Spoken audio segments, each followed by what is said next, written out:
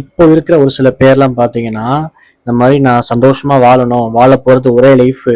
அதனால நான் வந்து தேவைப்படும் போதெல்லாம் இஎம்ஐ போட்டுப்பேன், சேவிங்ஸ் எதுவும் பண்ண மாட்டேன், அப்படின்ற மாரிலாம் சொல்லுவாங்க.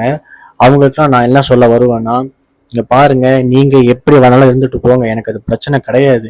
உங்களோட அடுத்த தலைமுறை, உங்க சன்னோ, இல்ல உங்க டாட்டரோ, அவங்களுக்காவது ஏதாவது சேர்த்து வச்சுட்டு போலாம்ல.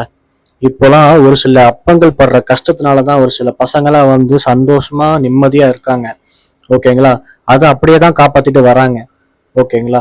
அதே மாரி உங்க பையனுக்கோ, இல்ல உங்க பொண்ணுக்கோ நீங்க எதனா சேர்த்து வைங்க. நீங்க எதனா இன்வெஸ்ட் பண்ணி வைங்க. அது அவங்களுக்காவது யூஸ் ஆகும். ஏன் இவ்வளோ செல்ஃபிஷா இருக்கீங்க? நீங்க மட்டும் சந்தோஷமா இருக்கணும்னு நெனைக்கிறீங்க. ஓகேங்களா? ஏன்னா அது உங்களுக்கு புடிச்சிருக்கு. அதனால மத்தவங்கள பத்தி யோசிக்க மத்தவங்கன்னா யாரு? உங்க சன், உங்க டாட்டர். அவங்களுக்காக தான் நான் வந்து இன்வெஸ்ட் பண்ண சொல்றேன். நீங்க அவங்களுக்கே இன்வெஸ்ட் பண்ண மாட்டேன்னு சொன்னா, இந்த மாரி ஒரு மைண்ட் செட்லாம் நான் என்ன சொல்லன்றதே எனக்கு தெரியல. அதாவது நீங்க இன்வெஸ்ட் பண்ணாதான் உங்களுக்குன்னு ஒரு சேவிங்ஸ் இருக்கும். கண்டிப்பா ஃபியூச்சர்ல வந்து எதனா ஒரு எமர்ஜென்சி அப்போ தேவைப்படும். இந்த மாதிரி நிறைய விஷயங்கள் இருக்கு. ஏன்னா இப்போ கூகுள் பே வந்ததுக்கு அப்புறம் யார் பாக்கெட்லயும் காசு இருக்க மாட்டேங்குது. ஈஸியா செலவு பண்ணிடுறாங்க.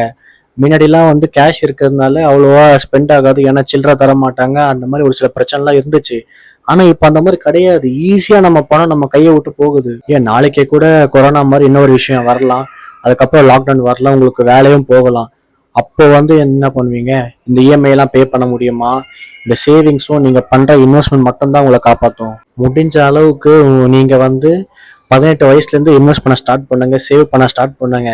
அப்போதான் உங்களுக்கு எதனா ஒரு சேவிங்ஸ்ன்றது கண்டிப்பா இருக்கும். அது உங்க ஃபேமிலிக்கு பிரச்சனை வரப்போ தேவைப்படும்.